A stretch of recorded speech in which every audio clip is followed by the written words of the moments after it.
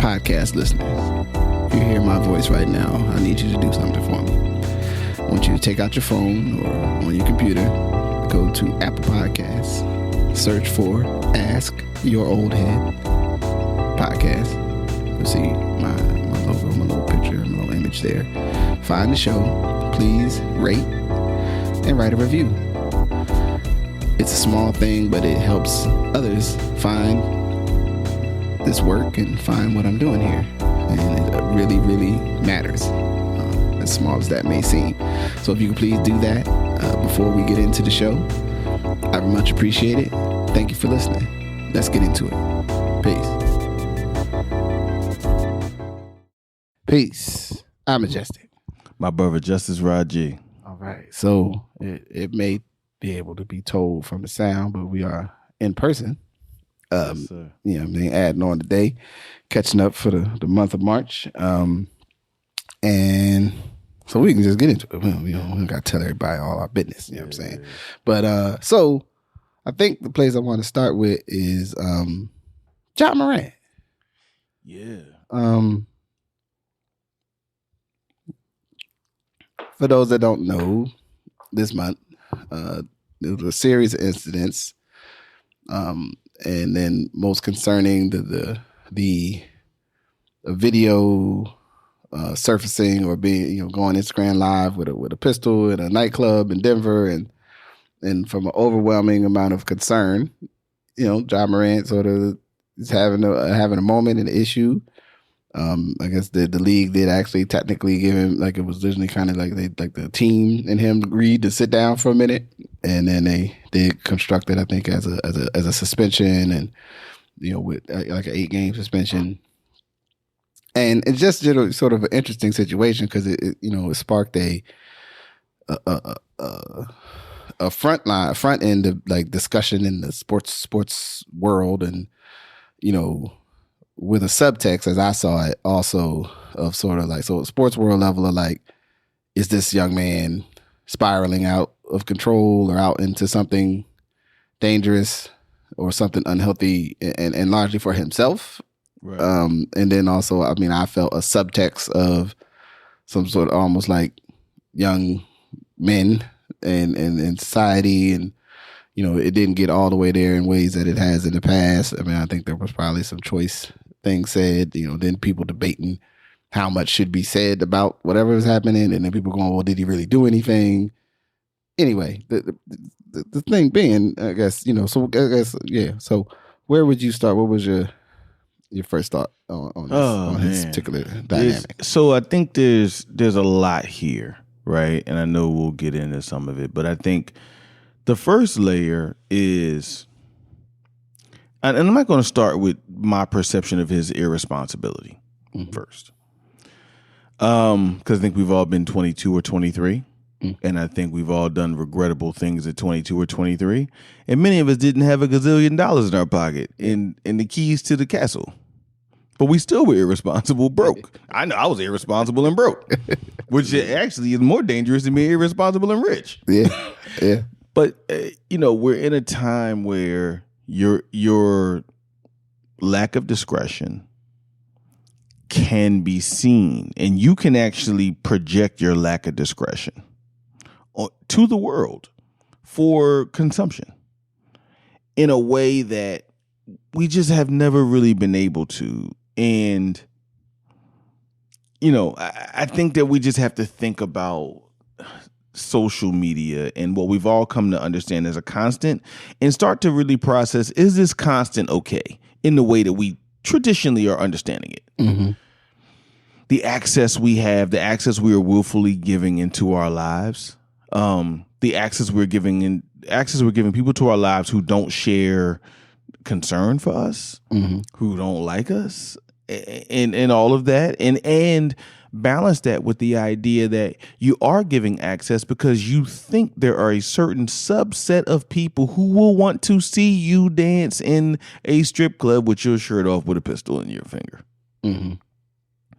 Meaning, at some point, there was something went off in your brain that said, you know what? They would love to see this shit.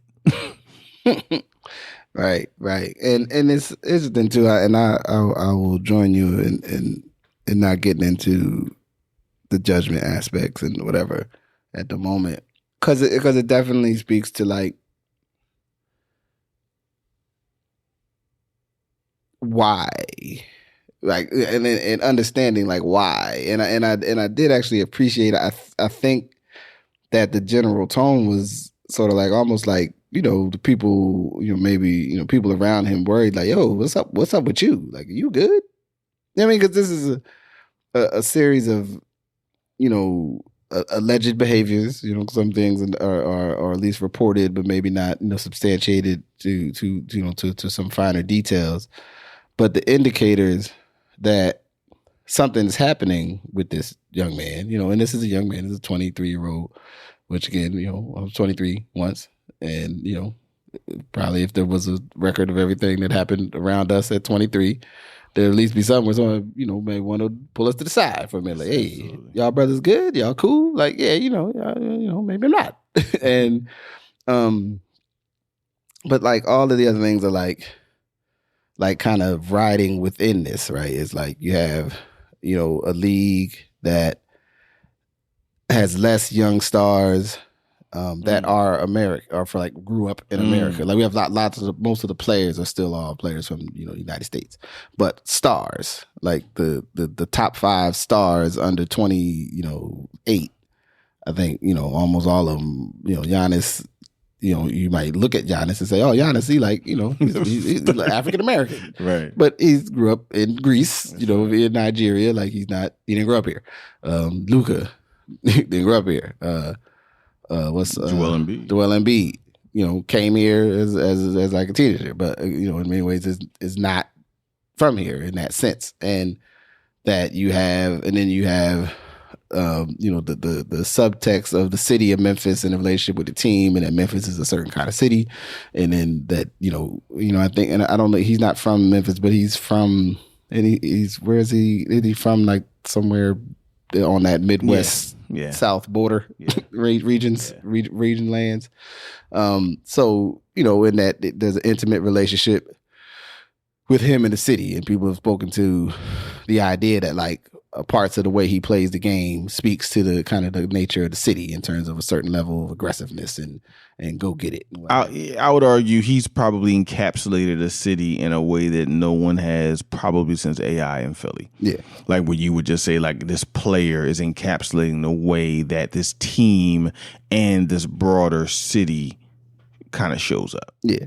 And so then to have that person, if I was in my programmatic work days and this was one of my young men that I was engaged with, I'd be like, yo, fam, what's up? Like I don't know what's happening with your day, but it doesn't mean that you're doing something wrong or that you did something wrong, but I'm concerned that something wrong is happening. And then on the other side, like connected to that, it's not just you, it's how wherever you was at, wherever you were doing, that someone may decide to harm you due to their interpretation of what they're seeing you doing, right? And that you didn't have people around you that you could say to you, hey, dancing in a strip club, that's a conversation.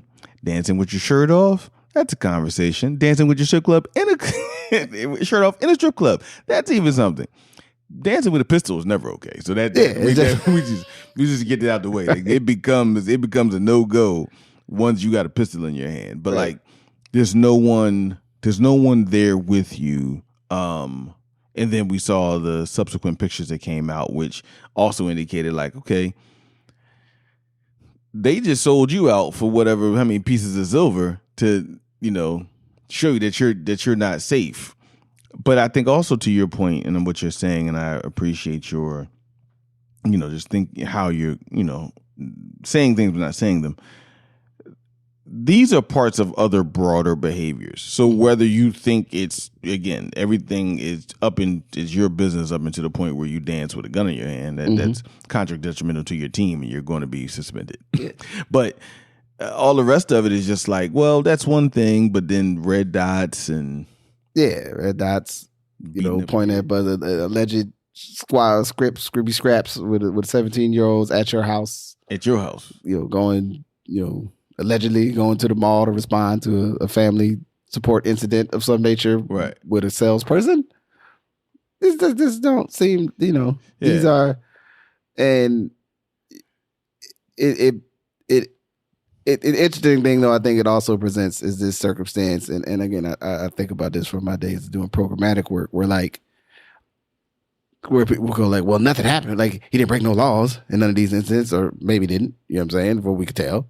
Right, and it'd be like, yeah, but that's not I'm not. I used to tell people, I'm not law enforcement. I'm not here. I don't hear about the laws. I'm concerned about if what you spend your time doing opens you up to risks that could harm you, and then how do you understand that from your own capacity, way you look at your life, and then do you see where there could be something here, that something could happen that you may or may not want. Right. And that, like, from a therapeutic, a mentorship and engagement perspective, you look at that and you go like, yeah, like, what are you spending your time on? Right. Like, if you, and then if you're going to be doing these things, like all of these things, then become like, maybe these weren't the best way to handle these situations. Right. And that within any of these, there's opportunity again for something to happen, either where you're harmed, someone else is harmed.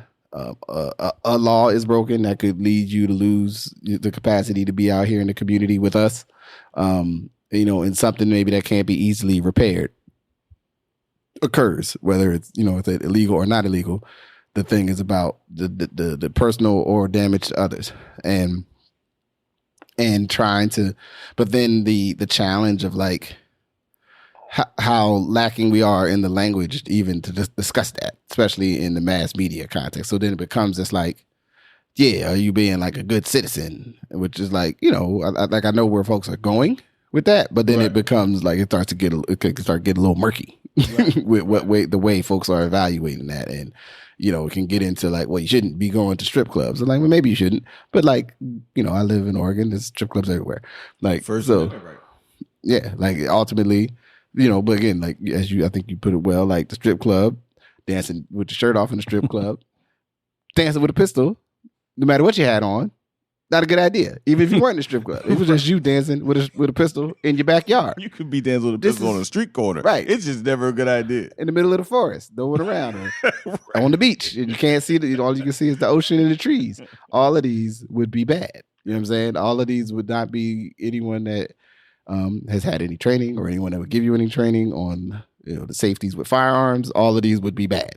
You know what I mean? And then open the discussion of like, well, you're not in the state you live in with a firearm. How did the firearm get there? Yeah. Right? Like, starts getting real complicated. And I think that I was positively encouraged that I felt like, again, folks were actually concerned about the well-being of him, the person. Yeah. And we didn't, I mean, I'm sure there were bubbles, and I'm sure I can find the think piece that's like, like a late 90s Thug article. I'm sure there's one out there. I'm positive, because we live where we live. But the concern of like, yo, what are your decisions that you're making, and how are those decisions exposing you to things? And then, and then we can get into like, what message are you sending to the kids? Like, yeah, that, that's a complicated thing. Like these are definitely not things we want to model to children. Also, this challenge of the social media of like, whoever's watching the channel is watching the channel. If your social media is like watching Raji TV, right? You know what I'm saying? Now, whatever I'm showing you here is what I'm showing, and I have no, doesn't come with a under 18. Go check in with your parents. Right? Before you watch what's about to happen on here. And I will say this now at this point about that. We talk about that for a young man who is very talented at the process of putting a ball in a basket, dribbling the ball to get the ball to the basket, stopping you from putting the ball in the basket, jumping high to block your shot, and then running down the court to put the ball in the basket again, and a whole host of other things. This is not going back to the Charles Barkley world. But I don't know or think if Ja Morant signed up to be a role model. I think we have hoisted him to a role model because he's very good at what he does. And that's just what that is. Now, number two, the conversation starts to be, I go back to, when we were going to Canada in the late 90s, early 2000s, they used to talk about how Toronto in particular, so you use Hamilton and Toronto, shouts out to the Gosners out there, like, they used to talk about how Toronto and Hamilton was before Rap City and like after Rap City, right? And I got to say, this is where the Boondocks, like I watch the Boondocks now and I'm like, man, he was like a soothsayer. He never did really anything after that. You ever noticed like Magruder, like? Yeah, I mean, I'm imagining somewhere doing some sort of writing thing, something that maybe I don't know, hope he's taking care of himself. Brother, if you're out there, Aaron Magruder, hope you're good. Yeah, he's almost like a prophet. Like, because he was almost prophet. Like, I watched it. Me and Messiah watched the MLK one the other night. It was kind of like prophetic. But this one too of like, and this is what they would call it. So I just want to be clear for the terminology I'm using why people understand it. What we understood was like nigga imperialism. And I want to be clear why I'm saying this. This is like specific messages coming from the U.S. of a very specific United States experience with white supremacy and racism being, quite robust in its way that it interacted with us. And then we are projecting messages to other people who did have experiences white supremacy and racism, while they were not the same. They were different, but they started to utilize messaging in the same way or that we were having it. And so when you get Ja Morant, whose father was a professional basketball player, whose mother was also an accomplished athlete, who by all accounts, spent time in some of the best schools, and, didn't miss too many meals. At some juncture, feeling like he had to show out and show himself in a manner of being in the strip club dancing with a pistol, which is the only legal thing. The other stuff is just, but the only legal thing here is of dancing with a pistol that we don't think is yours. Yeah.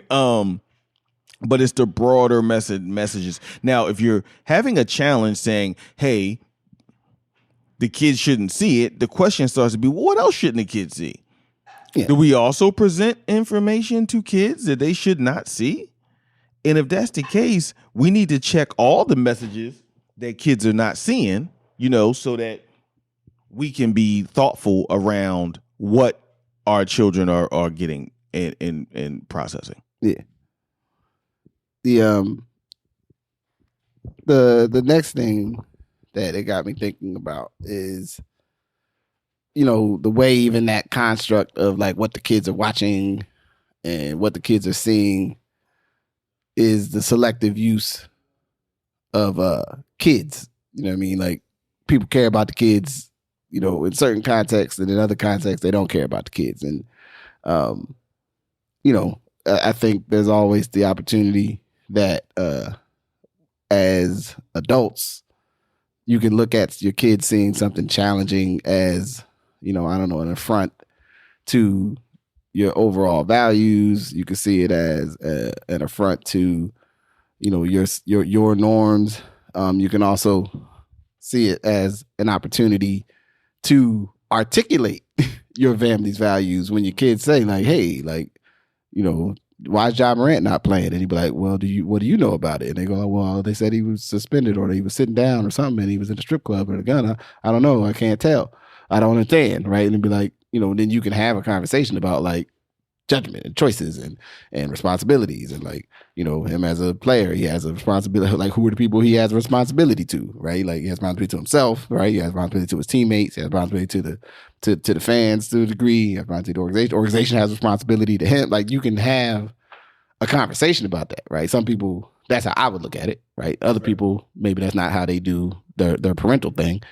And, that's what that is. But, I'm often not as concerned with that because stuff happens in the world, right? Like, and stuff has happened in the world and stuff will continue to happen in the world. And your kids are going to have to figure out how to talk about it. The adults are going to need to figure out how to talk about it. I don't think trying to like avoid the presence of it is a healthy strategy. And I feel real firm about that. It's not, to me, it's not a healthy strategy. But I do understand the concern, especially if something is particularly, explicit in the world of violence or what could be, sexual or whatever. Yeah, like there is a place there where it's like, certain stuff we don't really need to see. Like, if at least, it's some stuff as though I don't want to see. Right. Right. If I don't have to, like if I see it, then I got to deal with it, but I ain't hunting it out. You know what I'm saying? So it's a very, it went there, obviously, in our public conversation. I was glad to see it didn't seem to linger there, but there is a, the sense that, the way we still society will go, like, again, if there's somewhere in your city, in your town, wherever you live, whatever your racial ethnic background, there's a 23-year-old making a questionable decision. Oh. And there's a lot of you who would not engage in the conversation about that young person's well-being if they weren't on TV dribbling a basketball. That's right. You know what I'm saying? And that's something I think as a larger group of society, we got to go like, yeah, man, like when do I check in on the 23-year-old? Do I even have the apparatus to touch base with a 23-year-old that might be making a questionable decision right now somewhere in proximity to me? You know what I mean? And before you, at least to me, before you would get too far up on a high horse about what John Morant should or shouldn't do or what should or shouldn't happen to him, I would encourage us to go like, yeah, where actually am I at in my capacity to go like, hey, 20-year-olds, what's happening over there? Y'all good over by the, whatever the proverbial insert, place where stuff might happen that you'd be like, I'll be going over there. And I think everybody, again, regardless of your racial ethnic background, class, culture, there's some places like, they went where? Oh no. All right. They get back. Everybody get back okay. Fifth Ward. Yeah, Fifth Ward. Yeah, you made courage. You might invited to make a visit. Go, nah, keep on pushing. You know what I'm saying? Not today. So, man, not today. Yeah. So I guess that's my biggest thing on that. Did you have some other thoughts on John? I mean, listen. I think the guy, the young man and his family, and I want to reinforce that young man and his family, because it's what Adam Silver is going to do. Adam Silver is going to act on behalf of the brand. Oh, yeah. Mm-hmm. Right? The Memphis Grizzlies are going to act on behalf of the team primarily. I'm not acting that they won't care about him as a person, but we know who their primary alliances and allegiances are, too. Him and his family are thinking about how he moves forward. And, I don't want to go too far into obscure NBA history here, but once you get to like 82 and 83, you start to see all these really, really skilled black male basketball. I mean, it's NBA, so it's black male basketball players or males. That Michael Ray Richardson, Bernard King, there are all these guys that you think about, like leading up to the times that could have been and would have been these guys, and they weren't for a variety of reasons. But you do have now like NBA players who were like second generation shit, and soon with the Vanderways or the Bill Waltons of the world, we'll probably get the third generation soon. Like of like generational basketball players and families. And so I think you see a different thing, right? You see a lot of basketball players who are sons, of basketball players. And daughters in the WNBA, to give respect to that. So we're not, Absolutely. So I think his family came to his aid in the ways that was appropriate, and us understanding that he is a 22 or 23-year-old young man whose family is also coming to his aid, which is what we should and would expect in any other situation with any other person who was good in any other thing. It's not just him. Yeah. Right. And from a community perspective and for black males, and I need to be specific here, it's important that people understand it's not just him. Yeah.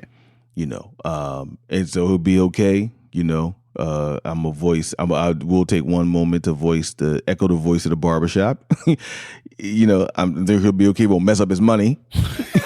Because barbershops all across America, everybody's scared he's gonna mess up his money. He's gonna lose his Nike contract. He gonna lose his Nike contract. But I think he'll be okay. But it's cautionary. If you want to just see a prophet, just watch the Boondocks. Yeah. But I think he'll be okay. But I think it's in the bigger picture, it's regrettable, but not something you should count him out about. Yeah. And all right. And the only thing else I'll add is just the idea that there are, like, for everybody, there's stakes. I mean, for the decision, like what's happening in your life and then what you're doing in the world, right? And like his stakes, we feel more comfortable or clearly feel like we understand them. That's right. But actually, for everybody, wherever you're at, and again, for the 22, 23-year-olds in your community right now, that they have stakes too, right? Their stakes may not appear as focused for you, but there's stakes to what you're doing. Live your life, do your decisions, make decisions, live with your consequences. Make the best choices you can, but understand their stakes. So, actual fact. Word out. Cool. So, second thing, we wanted to add on about, which is the revelations or the outcomes with the Bruce's Beach in LA County. And some folks may not recall or remember, but that was Bruce's Beach. It was like in the height of some of the circumstances in the wake of the murder of George Floyd and the different levels of civic uprise and engagement and stuff going on, and conversations, arguments, and the revelation of the story, which wasn't a totally new story at the time, but again gained a larger national spotlight about a Black-owned beach resort, basically, in what is now Manhattan Beach in LA County. This was in the 30s, and basically the Black owners, one of the beach of this, it's a hotel, and then with access to the beach, and that they're basically eminent domained out of the property, and that there had been, before whatever revelations came to us as a larger society, larger country, there had been some family members who had been fighting to try to get something done, to get the land back, or to get some, recompense for what was taken, taken at an unfair rate, I guess I should add. And fast forward to the crux of the story is that due to some other legal changes, and also just the political will being into place in this clear, identifiable situation where you had heirs and you had land, LA County was able to, I think it was LA County made the vote, to give the land back to the heirs, the surviving heirs that had the rights to claim it in the family. After receiving the land, the family, through whatever process they made, those heirs decided actually to sell the land. In this case, I think they sold it back to the county. And the rising, I guess, conversation that I thought it was significant about this, because it raised all sorts of issues about reparative acts, who should benefit, how folks saw it, and to say that there were a mix of, some folks who felt empowered and happy for the family that they got to a resolution that they were happy with, and then other folks who felt, the family should have kept the land and either developed it themselves or did something else, like basically did something different than what happened. I have not heard many voices in just a general, like, we mad that y'all did anything. But again, I think because of circumstance, it was kind of like, oh, this is pretty clear. Like, yeah, they were displaced in a totally unfair way, and it was very clear who we're talking about. I'm sure there's some. I'm sure I could probably go find some article of that, but I'm not here for that. So I wanted to get some of your thoughts about like that thing, because I think it speaks to some really complicated issues about agency, about repair and reparations, and where we're going, where we've been. Yeah, I mean, I think I want to highlight the points you made about agency, repair, reparations, and then the relationship between the individual and the collective of Black folks. And when Black folks come together to do something for individuals, what do we perceive as the responsibility of that individual in regard now to the collective? Yeah. And so when you look at obviously righting a historical wrong that we know is a historical wrong, and I will say it's interesting that like we see so many of these historical wrongs, we almost just write it off like, oh yeah, they took the property in the 30s. Yeah. Versus like, no, like you actually took someone's stuff that like you shouldn't have, in the property laws in America, some of the few laws that are supposed to be ironclad. Yeah. Right. Pretty hot, rock solid. They rock solid in America. Like you shouldn't be able to take somebody's shit, but you did. Yeah. And now it's worth a lot of money. Mm-hmm. Because you didn't want them to have it, which is really important to remember. You took somebody's shit because you didn't think they were worthy to have it, even though they bought it and were industrious women and men using it. Yep. You just didn't want them to have it. And, you know, history obscures some of that because we're so used to white supremacy and racism. We'd be like, oh, yeah, they got their stuff taken. No. They were industrious women and men who got their shit taken from a government who didn't want them to have it because they didn't think they deserved it. Yeah. But anyway, so I digress from that. But the idea that was a wrong, you right the wrong, and then as much as we talk about Black Lives Matter, or we did talk about it because we're not talking about it no more, how much does Black agency matter? And how much does Black agency matter even when you disagree? Mm-hmm. See, Black agency and Black lives are always great when they would do what you would do. But how much are Black lives great or Black agency great when they would do something that you wouldn't do? And then we see in this example of some people saying like, hey, we fought for your family to get this back for you to do something different. And they decided to do what they wanted to do.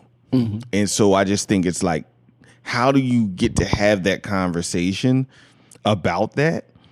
And then there is a intellectual dialogue. They don't owe people anything, but if like people do come to your aid to get something wrested back into your interest that was a historical wrong, is there a collective responsibility? I'm still thinking through this because on one level I think like, hey, it was ours. They gave it back to us. We did what we did with it. But if you did fight, I can understand some activists and some folks thinking like you fought the fight, you got it back and then you sold it, so nothing's different.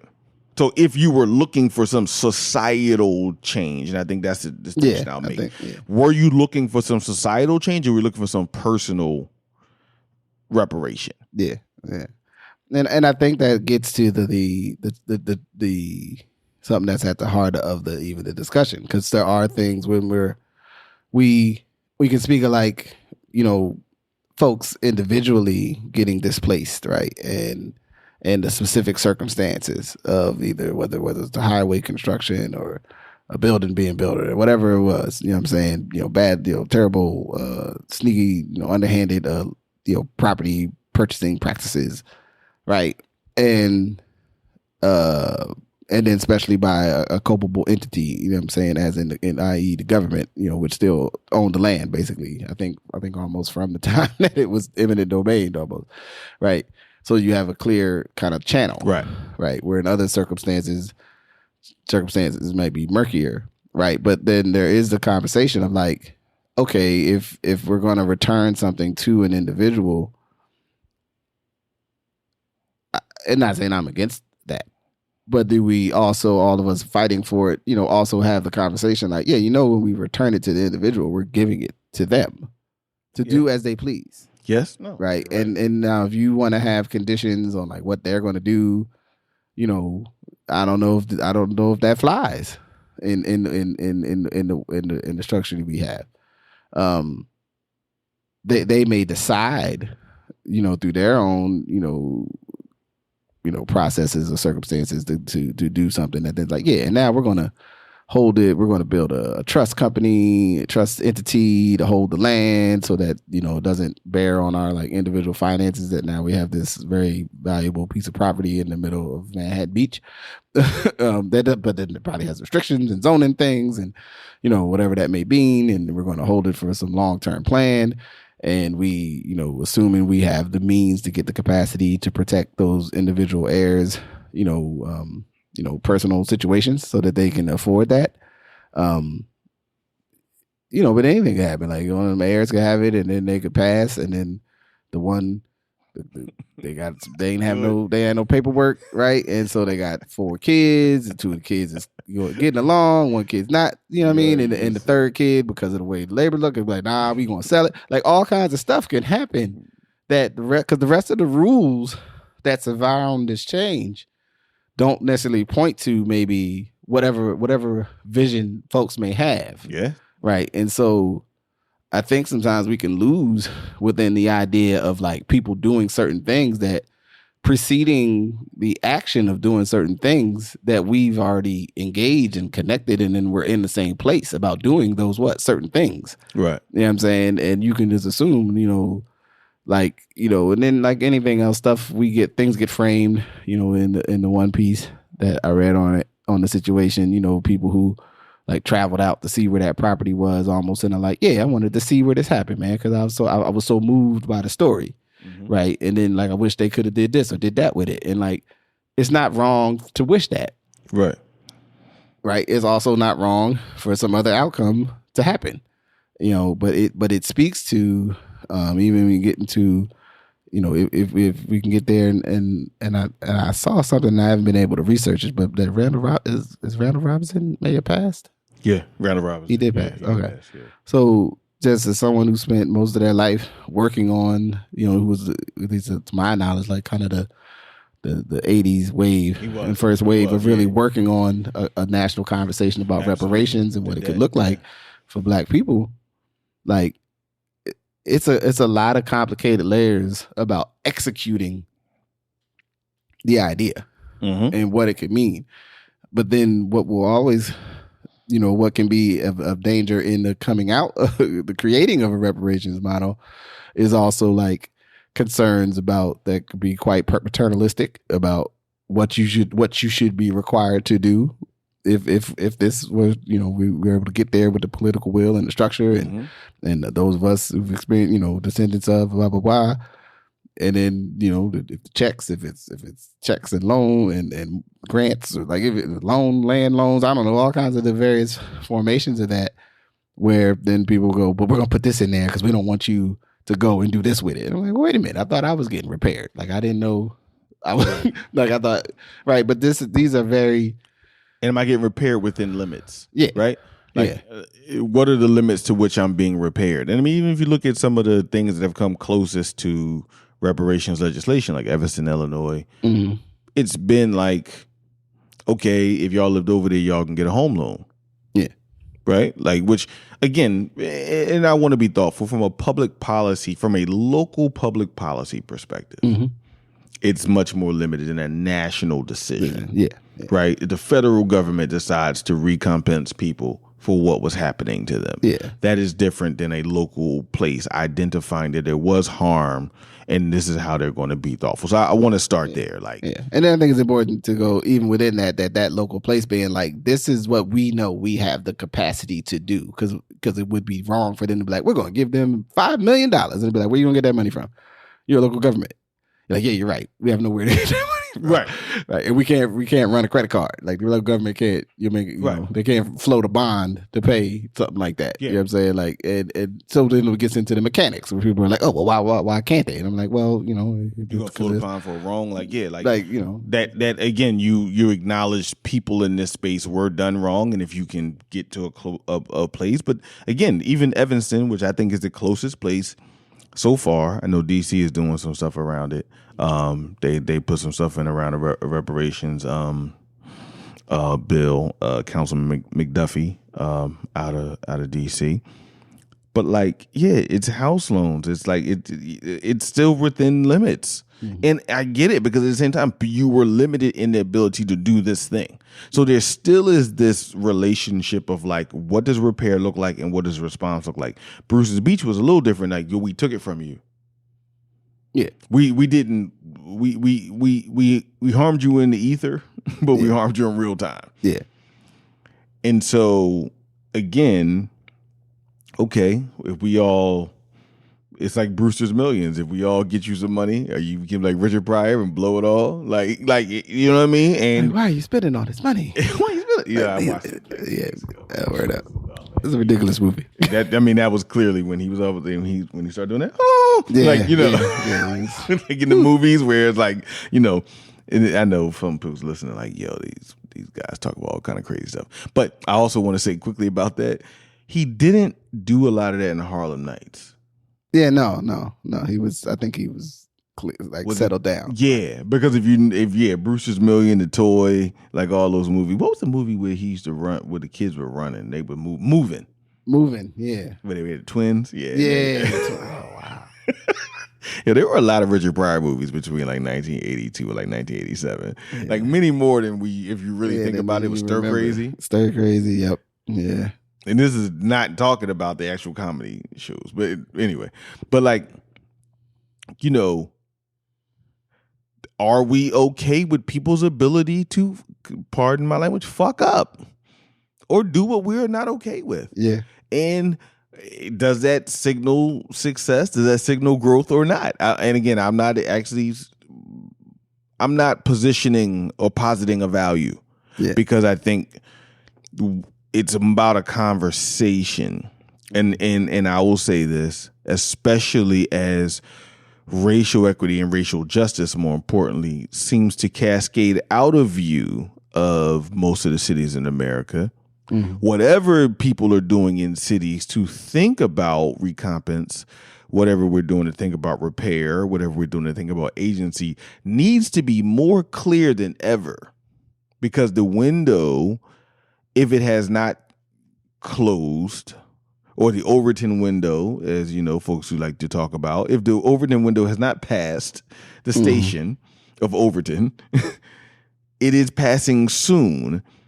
So the clarity on how we're relating to individuals and collectives and how we're doing this as a community needs to be more clear than ever, or at least from a public policy perspective, needs to be clear. Internally, we can do what we need to do, but it needs to be clear, because if not, it'll be difficult even for people to receive reward and not reward, but repair based on challenges, because different people have different perspectives. Yeah. And I think it's very, you know, I think as a occurrence, it's a very, again, I think it's like such a unique and specific situation. And it's kind of like so many very clear lines. And then I think also a clear, like, we kind of see what the future is of the place, where, like, you know, there's places where folks have lost something or been harmed in ways that are not as clearly material. Mm-hmm. You know what I'm saying? And that is a, like, you know, much more, you know, if you juxtapose this discussion with, like, if in one day we should talk about the documentary, you know, the Descendants, you know what I'm saying, of the Clotilda, where you have this much more layered and complicated circumstance around, like, what, you know, what's happening there, mm-hmm. which fits into the larger, you know, kind of national reparations, you know, discussion, because it's, you know, it's not there's not this single incident at this single site, you know, mm-hmm. what I mean, in terms of impact on you, what's happened with your family or with your folks. It's, you know, the larger reparations conversation is a much broader thing. It's a much broader issue. It's multi-generational. It's multi-place. Yes. It's multiple governments.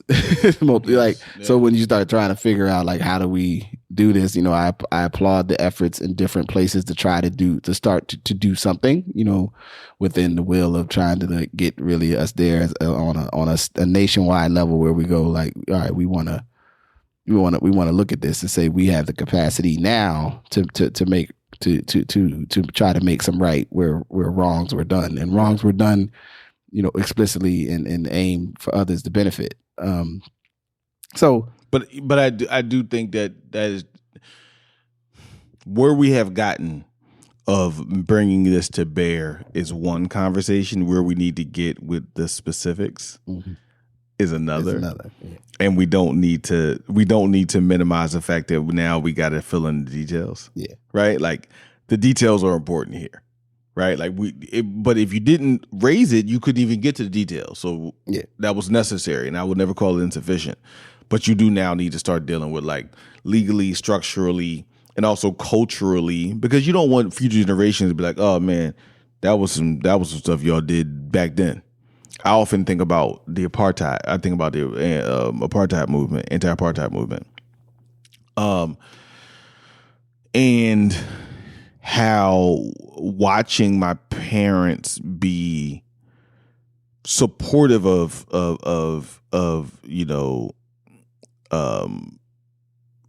not supporting South Africa.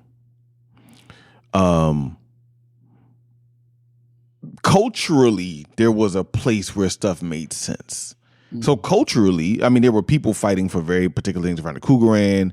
They were fighting to take investment out. But then it was like, yo, if Coke is invested in South Africa, we drink Pepsi. Mm-hmm. If Reebok is invested in South Africa, then we don't do it. If Sun City is a place where you go and perform, then we're not going to perform in Sun City. Mm-hmm.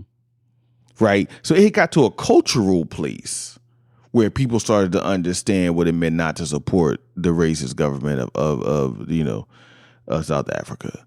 And I do think we need to get to that kind of place where we're talking about now. Mm-hmm. We start to support what the legal parameters start to look like. So you don't have a legal conversation that's separate and distinct from a cultural conversation that then, again, multiple generations who never knew about that movement would just be like, that was some stuff y'all did in '88, man. Yeah, like we have no connection to that, and we have no relationship to the decisions that y'all made and why there was a cultural and political strategy that was aligned at that time to advance an interest, which was one of the most powerful things that was done, which I think, frankly, black folks in America don't take enough credit for. Mm-hmm. Is because to do that while crack was happening, right? Like these two things happened: it's crack and then HIV. Crack, HIV. And deindustrialization. And full into deindustrialization happened at the same time where people was figuring out how to force an entire country to get rid of a political and economic strategy. And the force happening here in America pushing that. We don't give that nearly enough credit. But again, to the organizers of that time, they married the cultural and the political and legal strategies. Yeah. And I think this stuff, these conversations going forward, we need to do the same thing. Indeed. Man, I think that's I don't know if we could say too much more at saying that. Yeah, man, we said some stuff today. I just want to let y'all know. Man, that was I didn't even see that one coming. That's heavy. Man, that was because that's almost like that's almost lost history. That's almost lost on us. Like there's people in our generation that I mean I've been in space with like we were out of the civil rights movement. I'm like there was people out fighting to end an apartheid government all the way till we got out of high school. Right. Like, what do y'all mean? Like but it's like it wasn't everybody didn't feel as invested in that. Right. And didn't see that as a concurrent movement. I mean, even and just to reference, and maybe this be my last word, when like I said, and I really it packed me because it's one of the best books I read last year. But then it's Dixon's book, Junior's book, the movement made us, because the story, he's raised in our same age group in the 80s and 90s. So yes, his father and his parents were involved in the movement in the 60s.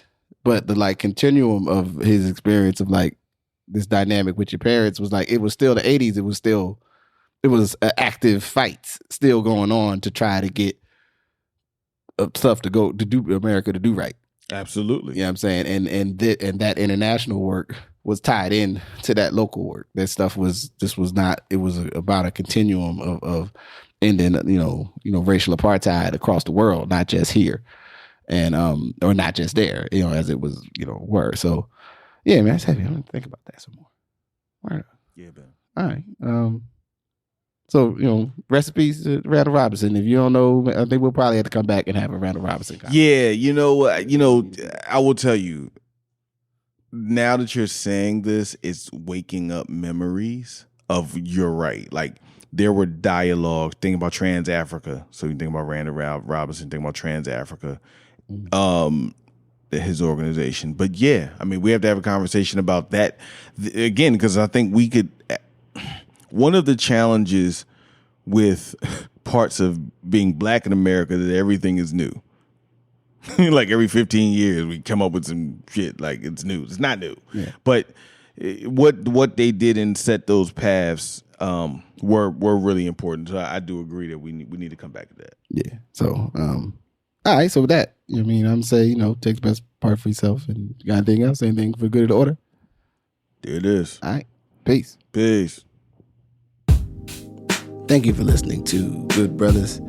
Thank you to my good brother, Majestic. Good Brothers is a part of the Asher Oldhead podcast, and I thank you for bearing with me as I am in a very busy season, which I will at some point speak of more somewhere in this form. You can always support the podcast, number one, by listening, by sharing the podcast wherever you listen, by rating and subscribing. You can also support materially by searching me out on Patreon, Justice Raji, and becoming a patron. You can also go to askyouroldhead.com and buy a sweatshirt. I mean, direct support. It always matters. In any event, I'm going to cut it out right now and just say, thank you for listening. Peace.